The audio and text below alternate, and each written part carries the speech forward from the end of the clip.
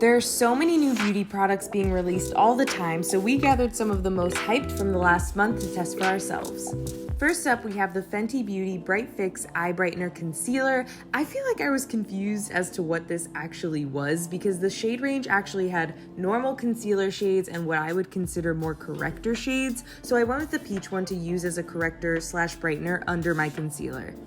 I guess it's supposed to conceal and brighten and correct. I did like the brightening effect with this, although it is more subtle. I feel like it's super lightweight and blendable. It's not a thick consistency at all, so you can layer it up if you want. That's what I tried to do. However, I don't think the effect is that impressive where I can say it's worth $25. I was very intrigued by this KVD Beauty ModCon Liquid Gel Blush just because of the term liquid gel. The texture of this is very bizarre. It's very thin and it feels like nothing. I can't even explain it well, but I was nervous to put this on foundation because I felt like it was gonna break it up. It didn't. I actually like this way more than I thought I was going to, but it is a little sheer for me. I did end up adding more, but the problem when you do that is that it adds more shininess, which I didn't love, but I don't hate this. I'm gonna say that $26 for it feels excessive. NYX came out with this Lip Lingerie XXL Matte Liquid Lipstick, which reminded me a lot of its Shine Loud High Shine lip color, only without the gloss. NYX, please shorten your product names. It's basically that, but just a more matte liquid lipstick. I'm a fully converted gloss girl now, so applying a liquid lipstick did have me stressed out, but the formula is actually pretty nice. I did one thin layer, which I think is key for products like this because I find that they do not layer well, but one layer was all I needed for full coverage. I ate, I drank, and I wore this lipstick for over 8 hours and it stayed looking good. It's pretty transfer proof. I did see some fading on the inside of my mouth, but overall I think this is great for people who are into this sort of thing.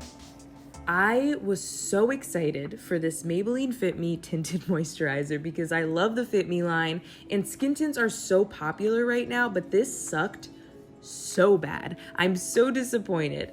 Off of the face, the texture honestly felt really nice and hydrating, but then I started applying and it dried down so quickly I couldn't blend it in. I was beating my own face with my sponge trying to get it to move and it didn't.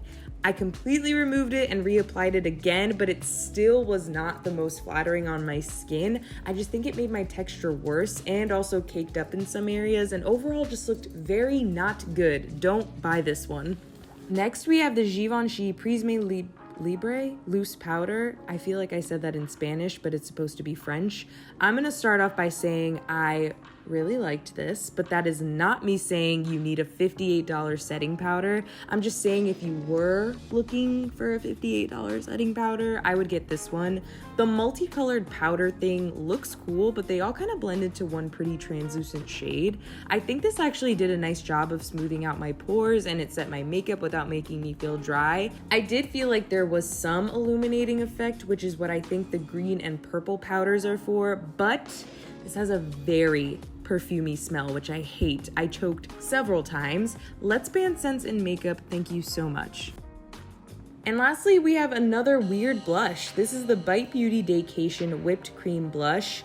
I feel like the worst part about this blush is the packaging. It's so hard to get any product out, and when you do, it just kind of shoots out, so you get so much product and kind of waste it. But I do like the texture. It's kind of moussey, and the color of the blush itself is very pretty. It's glowy, but I feel like it's a little too metallic for it to look like natural dewiness, if that makes any sense.